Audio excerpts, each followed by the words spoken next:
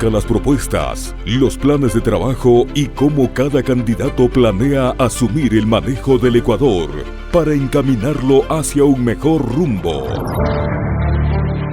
Otro relato, un espacio que lo conecta con los actores políticos y los análisis más relevantes, ofreciendo herramientas para decidir su voto.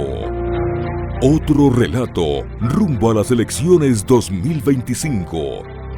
Bienvenidos.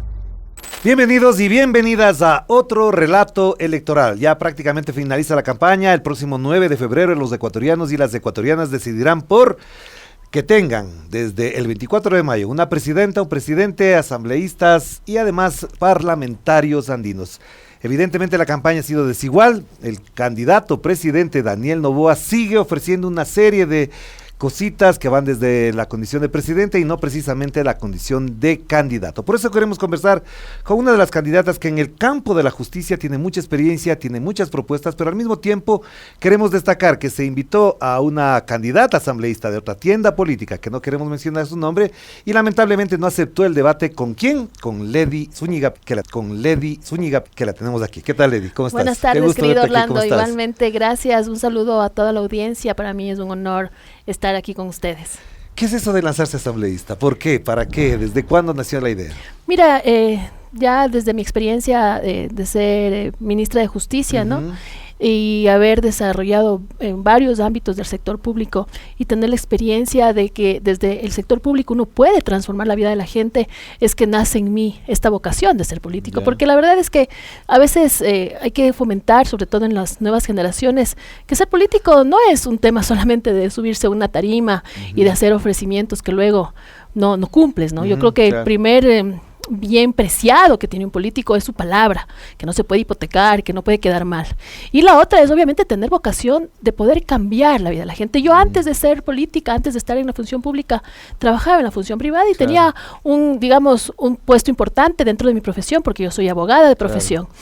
Pero me di cuenta que las decisiones que yo tomaba dentro de mi profesión como abogada, dentro de esta empresa, porque era una empresa en la que yo trabajaba, claro, ayudaba a una o dos familias. Pero cuando yo llegué al sector público, las decisiones que uno toma dentro del sector público pueden afectar a todo el país. Me estás hablando en calidad prácticamente de ministra. Si vas a ser asambleísta, ¿cuál sería entonces la diferencia de esta función y este objetivo público desde la asamblea? Claro, es que ahí empieza el tema de la vocación política. ¿Por qué volver? Tu pregunta es más o menos, ¿por qué volver a la política? Por eso, porque la vocación, o a la función pública, porque la vocación de servir está ahí en mí, y además ahora yo no creo que se trata solamente de una campaña, es un legado de vida, viendo la condición en la que está el país. Pero Ledy, tú, si ganaría las elecciones Luisa González, ¿no sería mejor que estés en el Ministerio de Justicia que estés en la Asamblea? Mira, a mí no me gusta hablar de cosas que pueden ser supuestos. Yo creo que esto es paso a paso. Yo tengo la dicha de formar parte de este proyecto político de la Revolución Ciudadana y he tenido la oportunidad ahora de ser candidata por el Distrito Norte para la Asamblea. Creo que desde el ámbito normativo y legislativo podemos fortalecer el trabajo de la política de gobierno y que si una buena experiencia tuvimos es eso, que trabajamos de forma coordinada en función del Estado, en función de nación, y eso es lo que en este momento el Ecuador necesita. Pero le di una cosa que no quiero dejar de mencionar, además que desde la salida de Lenín Moreno para acá, no solamente tú, varias personas han sentido el hostigamiento, la persecución. A ti particularmente también te han investigado, te han perseguido, te han investigado desde la Contraloría, etcétera, etcétera. ¿Cómo se siente eso a la vista de los años, en función de que posiblemente la Revolución Ciudadana podría regresar al poder si gana Luisa González? ¿Cómo percibir esa situación en vista de lo que podría pasar el próximo domingo 9 de febrero? Mira, yo pertenezco a un gabinete, o pertenecía a un gabinete de gobierno que si tú te pones a ver, todos hemos sido perseguidos de una u otra forma, incluso te digo sinceramente con compañeros que han tenido que pasar situaciones súper complejas que yo te digo desde el ámbito personal, desde el ámbito profesional, ha sido súper complejo superar. Nuestra familia ha sido directamente afectada. Yo soy madre de 4 niños y mis 2 hijos mayores han sufrido, o sea, realmente de forma directa, este odio que nace de la política, ¿no? Pero yo creo que justamente es esa la fuerza que tenemos que tener, porque seguramente lo que se quería es doblegarnos, lo que se quería es que perdamos fuerza, desmotivarnos. Y a mucha gente le han logrado eso. Yo también te lo digo personalmente. Claro, a mí claro. también me ha pasado. O sea, llegan momentos en que uno dice, no más. Lo que pasa es que uno, como mujer, como madre, uno tiene prioridades en su vida, Ajá, ¿no? ajá. Pero también tiene objetivos y sueños propios y objetivos claros, entonces ya objetivos personales que se vuelven un legado de vida. Yo te digo, esto de estar dentro de la candidatura va más allá de la candidatura, es un legado. ¿Qué hacemos por las nuevas generaciones? ¿Qué hacemos para dejarles a nuestros hijos un país en donde se quieran quedar? Un país donde puedan encontrar trabajo, un país donde no tengan que emigrar de forma irregular. Entonces, más allá de ser una campaña, es un legado de vida. ¿Cómo mejoramos nuestro país? Pero Lady, tú que has trabajado en el campo de la justicia, que eres abogada, que fuiste ministra de Justicia, de Derechos Humanos también, por supuesto, ¿cómo valoras lo que vivimos actualmente en el campo de la seguridad? ¿Hasta dónde esto tiene una explicación y tiene al mismo tiempo la posibilidad de ser mejorado, cambiado y desestructurado de la manera que está? Claro, tú mencionabas algo importante y es que justamente a partir del gobierno de Lenín Moreno pasa algo que es fulminante para el sistema de seguridad y que es la eliminación del Ministerio de Justicia, ¿no? Entre otras instituciones del sistema de seguridad. Se desmonta el Ministerio de Justicia, se debilita la institucionalidad del sistema de seguridad y automáticamente quien aprovecha de esa ausencia del Estado son los grupos delincuenciales. Claro. Porque claro, como se relajan los controles, le encargan un tema tan importante a una institución de última categoría como es el SNAI. Porque si yo te pregunto, querido Orlando, a ti, ¿quién es el director del SNAI? Nadie sabe. ¿Quién es? Ajá. O sea, un tema tan importante, tan neurálgico para la seguridad como es el sistema penitenciario, no tiene una institución fuerte que pueda coordinar con todas las instituciones del Estado, con todas las funciones del Estado, para asegurar que el Estado tenga el control del sistema penitenciario. ¿Pero tú crees que solamente fue eso o hubo detrás algo más que podría explicarse de cierta manera? Porque parecería como que fue intencional todo eso. Totalmente. Ajá. Es que ahí empezó. Ya. Ahí empezó, en el gobierno de Lenín Moreno, cuando Rosana Alvarado fue ministra de Justicia, se elimina el Ministerio de Justicia. Antes de la eliminación del Ministerio de Justicia, por oficio, a través de un oficio, dejan sin efecto el modelo de gestión del sistema penitenciario, donde nosotros habíamos establecido cómo era los protocolos de convivencia dentro de los centros, es decir, cómo se dividía a los privados de libertad cuando llegaban, cómo se les clasificaba, cómo se les identificaba, cómo incluso se les uniformaba. Además hay imágenes tuyas visitando las cárceles, haciendo lo que hace un ministro de esa categoría. Claro, pero ahí es porque nosotros habíamos recuperado el control de los centros. Cuando se hace el debilitamiento de la institucionalidad de la seguridad, se elimina el ministerio, se elimina el Ministerio Coordinador de Seguridad, se elimina la escuela de guías penitenciarios, se elimina la unidad de inteligencia penitenciaria, una unidad tan importante que era la que se adelantaba a saber si es que querían amotinarse, si es que querían generar algún tipo de descontrol dentro de los centros. Entonces, obviamente, el Estado empieza a estar ausente en un sistema penitenciario que empieza a ser controlado por los grupos delincuenciales y obviamente eso repercute directamente en la seguridad ciudadana. Ahora, desde la asamblea, si tú llegas a la asamblea, que estoy casi seguro que vas a llegar porque estás en una lista que de las encuestas ahí los primeros lugares serían ocupados por la Revolución Ciudadana, ¿qué harías para esto? Para recuperar esa institucionalidad, para plantearse otra forma de control a las cárceles, al sistema de seguridad, a la misma policía, a las Fuerzas Armadas. Esto no es tan fácil, pero hay que empezar. Claro. O sea, lo que te quiero decir es que hasta ahora estos 3 últimos gobiernos han dado soluciones parches, que estados de emergencia, que la militarización del sistema. El conflicto armado interno, claro, etcétera, pero no etcétera. Es lo único. O sea, el tema de la seguridad no viene solamente desde la fuerza. La seguridad, la parte más importante de la seguridad es lo que pasa antes de que la gente cometa el delito, que es cómo evitas que cometan el delito. Y son las políticas sociales. Y ahí estos 3 últimos gobiernos han estado totalmente ausentes. Deserción escolar, no hay cupos en las universidades, las tasas de desempleo cada vez están más altas, las brechas de la pobreza cada vez mucho más fuertes para los grupos más vulnerables. Entonces, obviamente, por eso es que el efecto inmediato es la inseguridad. Y desde tu experiencia también, al mismo tiempo, ¿crees que lo que está planteando el presidente, candidato, presidente Daniel Noboa, de tener nuevas cárceles, de construir una en Santa Elena, se les rechazó la de la Amazonía, era la respuesta adecuada para una crisis de esta naturaleza? O sea, la verdad te digo, a mí me preocupa, ¿no?, ese tipo de propuestas, primero porque quieren proponen hacer una cárcel en un lugar que debería estar destinado a la promoción turística de nuestro país, ¿no? Para empezar. Porque uno para poder tener una propuesta de un centro penitenciario, de crear un centro penitenciario, tienes que hacer un estudio previo. Claro. Decir, ok, ¿dónde va a estar ubicado? ¿Cómo vamos a manejar? Porque ese centro va a influir directamente en el pueblo cercano donde se vaya a ubicar el centro. Entonces, te digo, parecería que son respuestas sin ningún tipo de estudio, totalmente improvisadas, y obviamente eso genera también reacción en la gente. Porque ¿Pero tú crees que hace falta cárceles o no? ¿Sabes lo que a mí me preocupa? ¿Sabes lo que a mí me preocupa? Que el presidente candidato propone cárceles, pero lo que no puede es que ni siquiera puede controlar las que existen. O sea, lo importante es que las que ya están funcionando tengan un modelo de gestión, que cuando la persona llegue a estar privada de libertad, tenga un protocolo de atención, es decir, ¿usted qué delito cometió? Ok. ¿Cuántos años le dieron? Ok. ¿Usted es procesado? ¿Es sentenciado? Ok.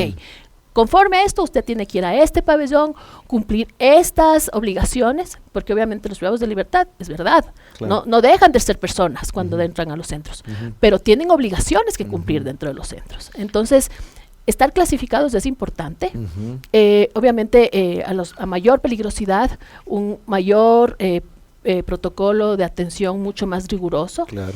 Pero, como te decía, esa no es la parte más importante de la seguridad, es el tema de cómo prevenimos. Pero te planteaba esto porque son propuestas de campaña que ha hecho el candidato presidente. Y la otra pregunta que tiene que ver con respecto a esto va por el lado de ciertas instituciones del Estado que deberían haber tenido ese trabajo de prevención, por ejemplo, la UAF, etcétera, la Contraloría, la Superintendencia de Bancos, no han hecho ese trabajo porque el lavado continúa, el crimen organizado sigue adelante. Entonces, ¿de qué manera armonizar todos estos factores? Es que la prevención a la que yo me refiero empieza mucho antes, que cuando ya tienen que hacerte un estudio en la UAF o cuando ya tienen que hacerte un examen en la Contraloría. Empieza en tus primeros años, cuando puedes acceder cuando tienes 5 años y puedes acceder a la escuela, cuando tienes 10 y puedes acceder a la secundaria. Es decir, ahí y el Estado en lo que ha fallado en estos 3 últimos gobiernos es que no ha dado las oportunidades, se ha olvidado de las políticas sociales. La gente no tiene posibilidad de poder asistir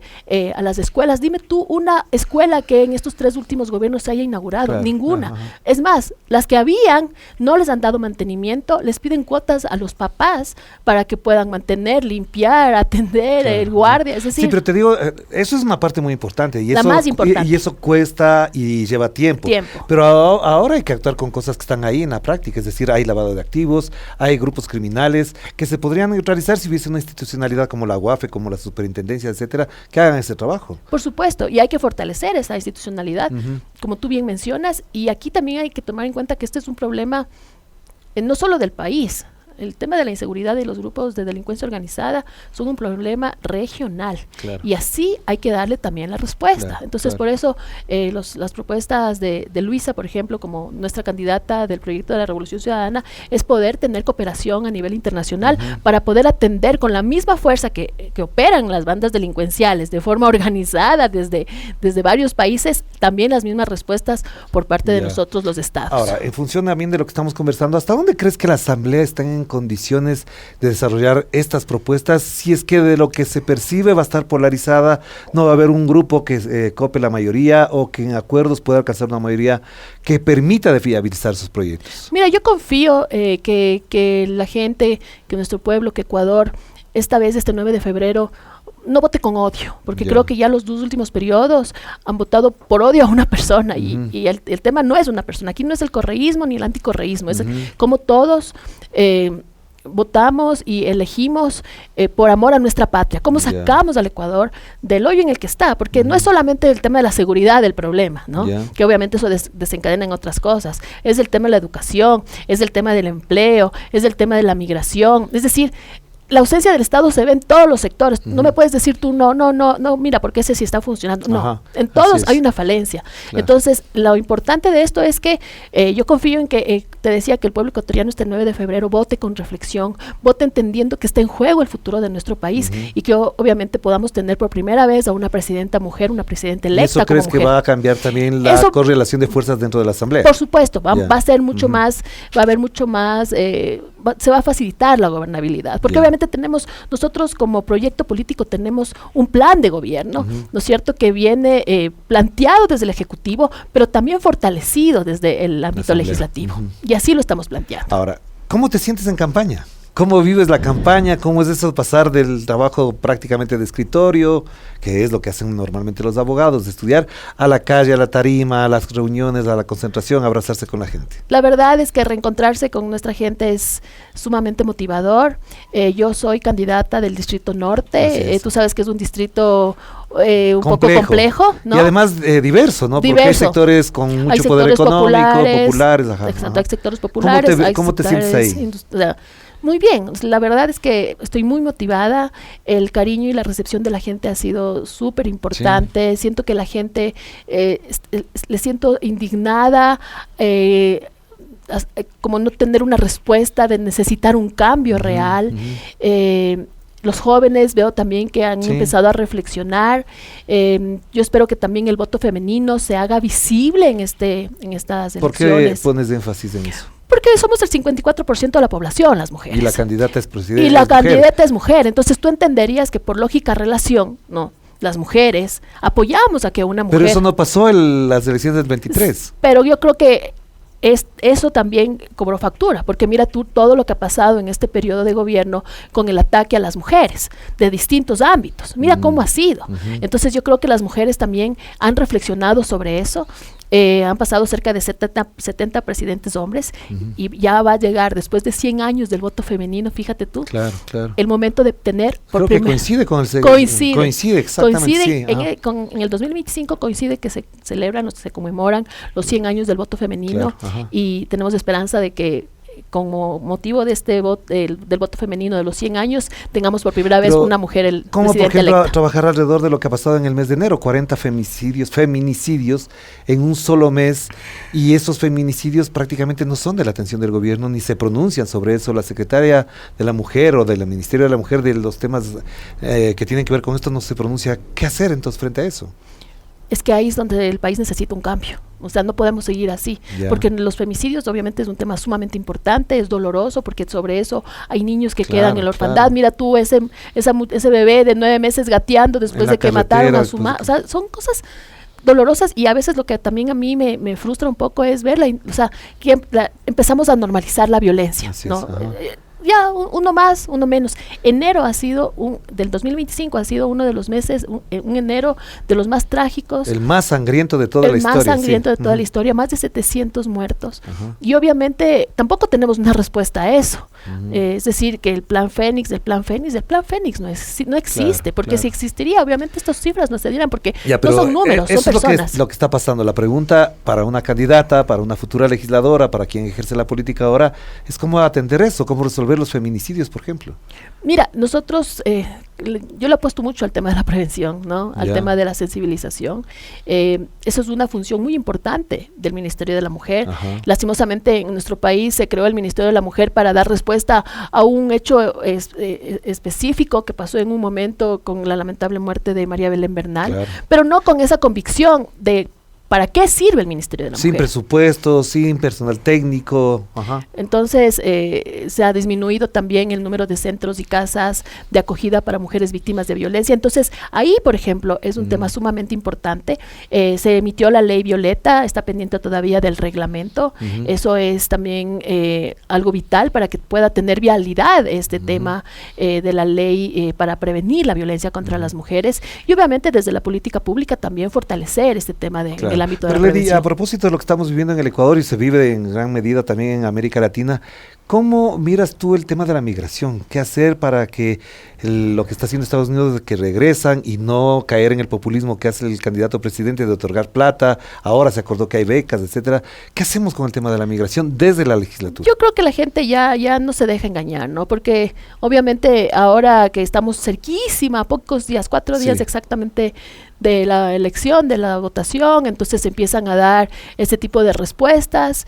Yo más bien noto ahí cierta preocupación y desespero, Sí, porque la respuesta nota, de sí. cómo se atienden a los migrantes, cuando él estuvo hace 15 días, tranquilamente podía ya plantear una propuesta al gobierno americano de cómo Decirle traer a a nuestros Donald migrantes. Trump delante de Estuvo la- ahí, claro, por supuesto. Claro. Pero no solo eso, ¿no?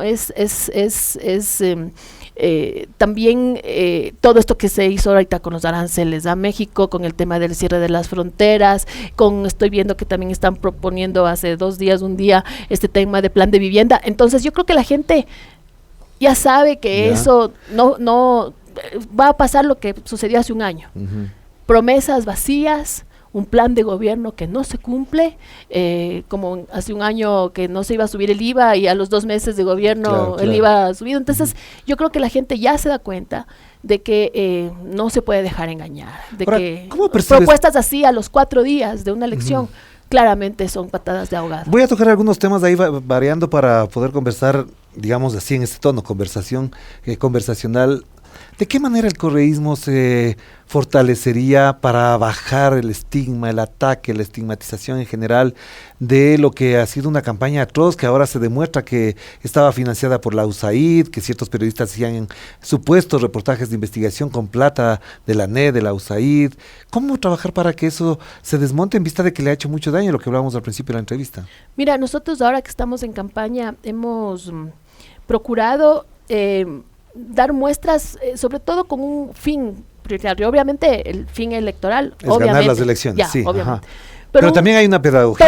Pero un fin previo, Ajá. que superemos el odio. Ya. Superemos ¿Pero cómo? superemos la polarización. Yo creo que es un tema de reflexión de la gente. O sea, Ya. no nos lleva nada el odio. Ya no le puede seguir culpando.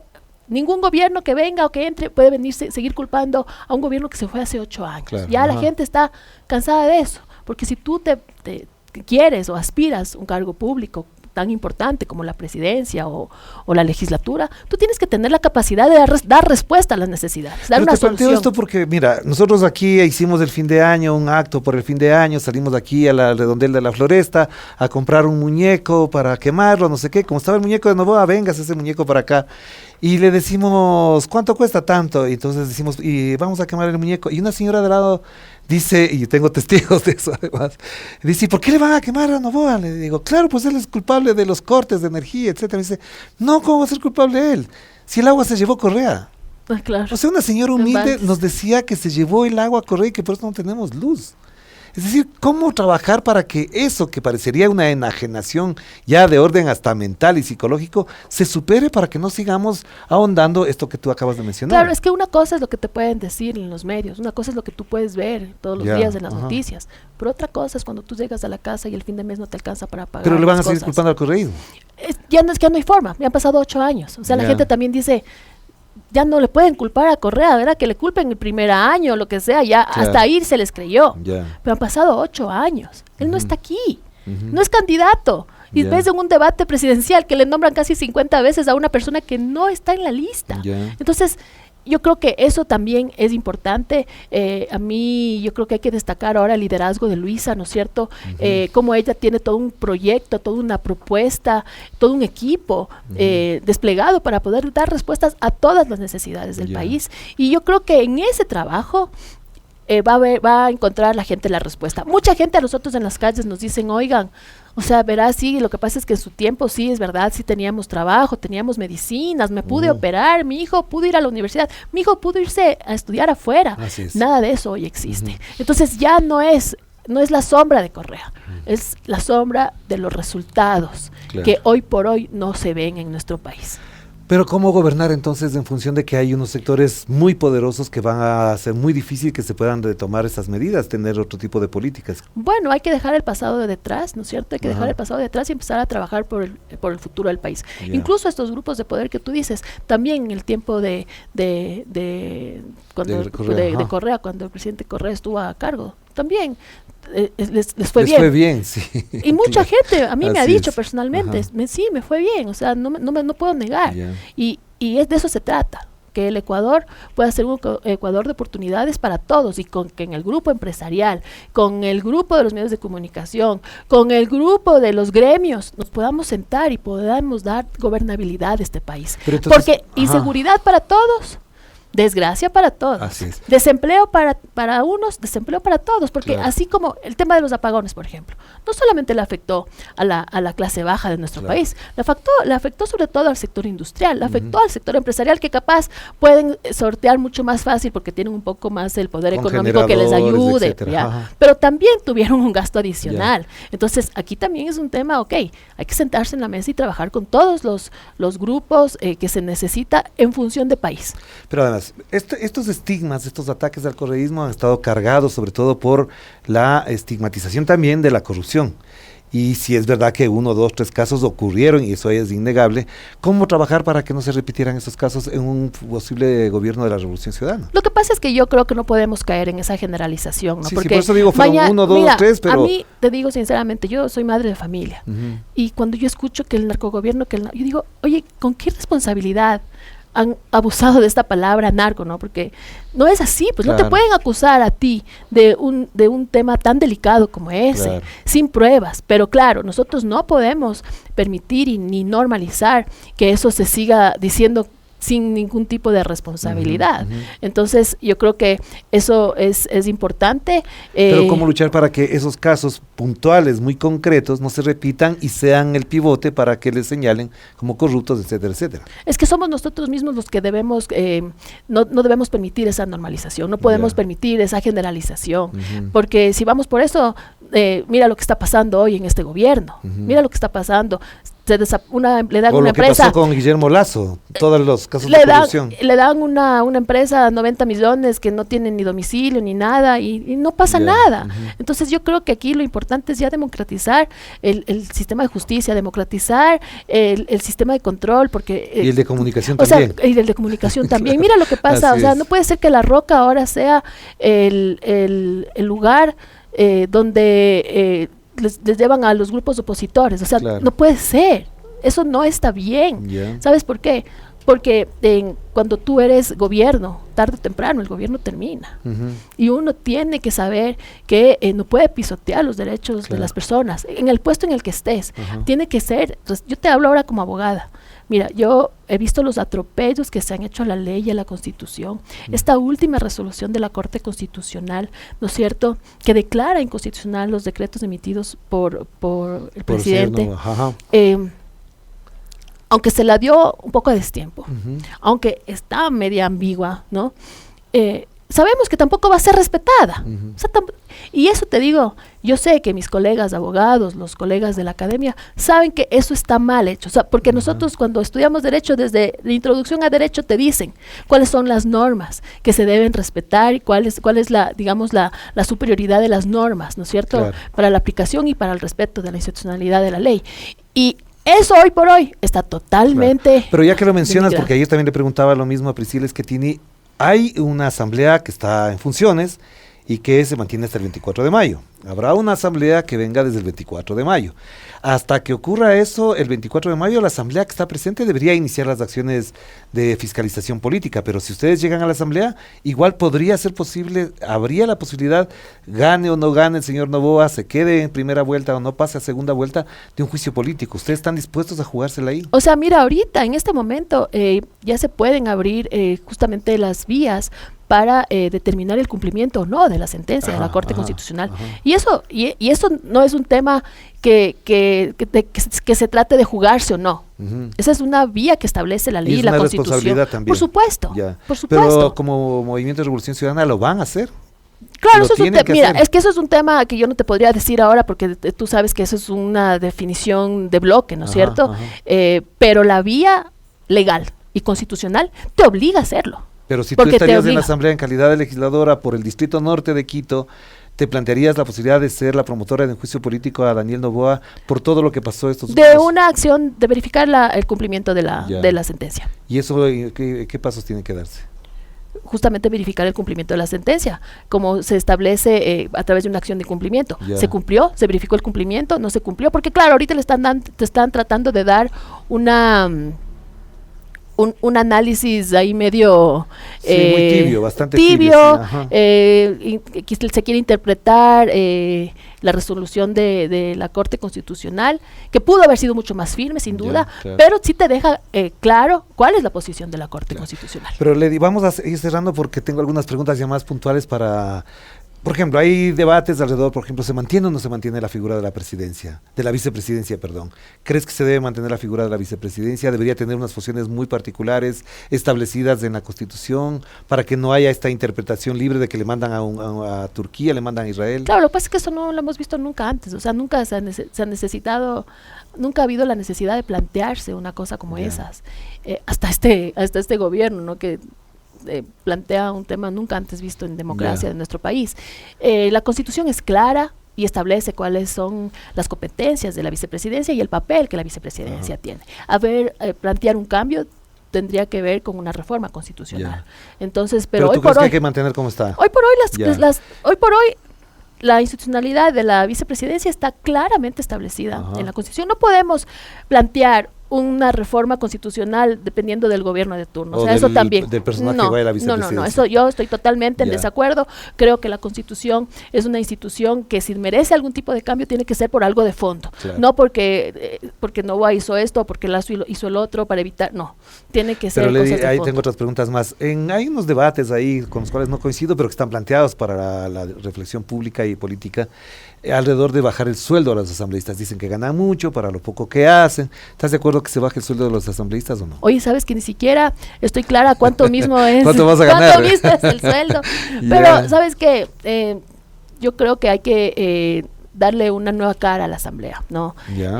Creo que hay que, incluso como te decía, motivar a las nuevas generaciones a que vivan la política como realmente es. Yo creo que a veces... O sea, repolitizar la política. Totalmente, porque le han dado muy mala fama, ¿no? O sea, y al final la asamblea, el Congreso, como antes era conocida, eso es el poder más importante del Estado. Pero además me parece interesante lo que acabas de mencionar, porque hay candidatos a la presidencia que se dicen que no son políticos, que no participan de la política y están de candidatos a la presidencia de la República.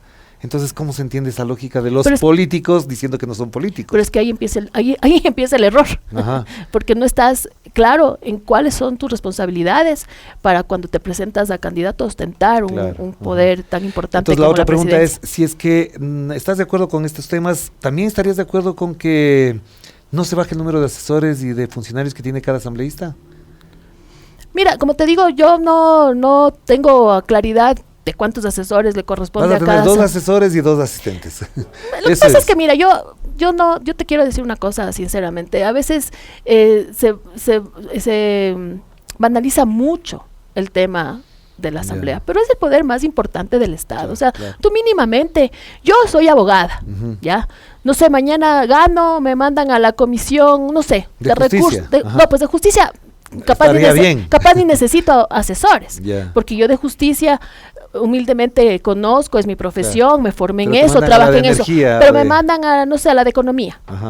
Necesito 2 asesores, necesito, porque como abogada yo puedo tener un conocimiento general, pero voy a necesitar 1 o 2 asesores porque tienes que hacer un trabajo responsable. Tú no puedes sentarte a trabajar en algo que no tienes el conocimiento suficiente. Necesitas poder tener las herramientas suficientes para responder las necesidades del pueblo y tomar decisiones inteligentes, porque en tus manos está la vida de la gente. Tengo 2 preguntas finales, si no se me va el tiempo corriendo. La otra pregunta, o el otro tema con el que han abordado es bajar el número de asambleístas.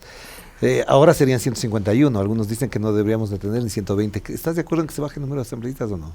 Depende de la circunscripción, te digo. O sea, yo creo que bajar el número de asambleístas acabaría afectando a los territorios más pequeños. O sea, la representación. Claro, acaba afectando al territorio ecuatoriano que siempre ha tenido problemas en su representación. Y yo creo que el territorio ecuatoriano necesita tener una buena representación, porque obviamente cuando tú estás representando a una parte del territorio ecuatoriano, tú trabajas por esa parte también de tu pueblo, ¿no? Entonces, habría que analizarlo.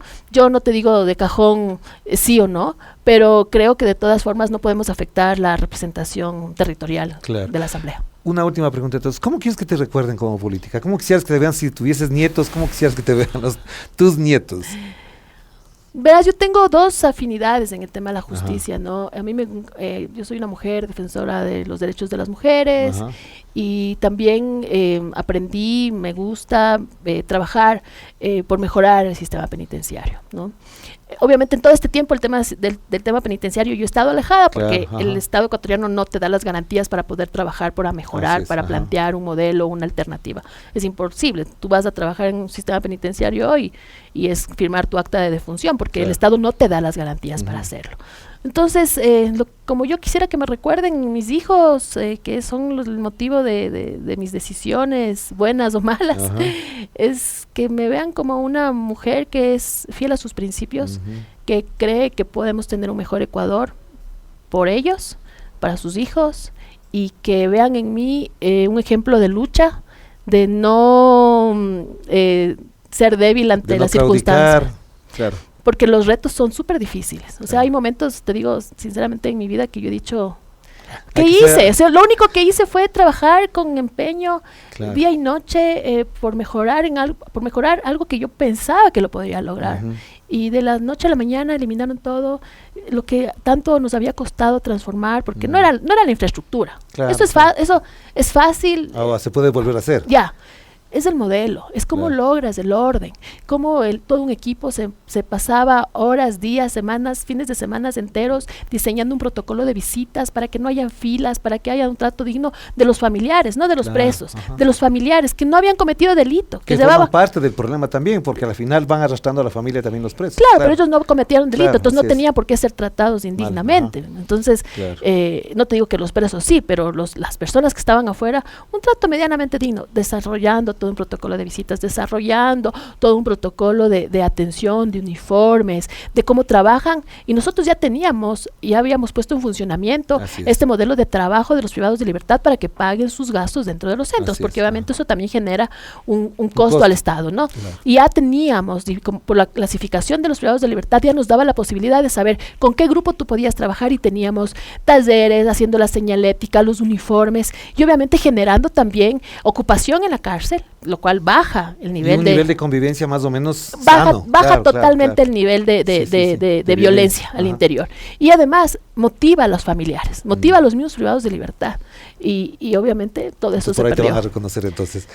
Ay, no sé, no quiero que me reconozcan por ese lado, porque la verdad creo que fue súper ingrato esa parte de mi vida, pero sí, como una mujer y una madre que lucha por sus ideales y que cree todavía que tenemos un país maravilloso y que podemos darle el rumbo que necesitamos. Así que este 9 de febrero a votar con conciencia, con amor, no vote con odio.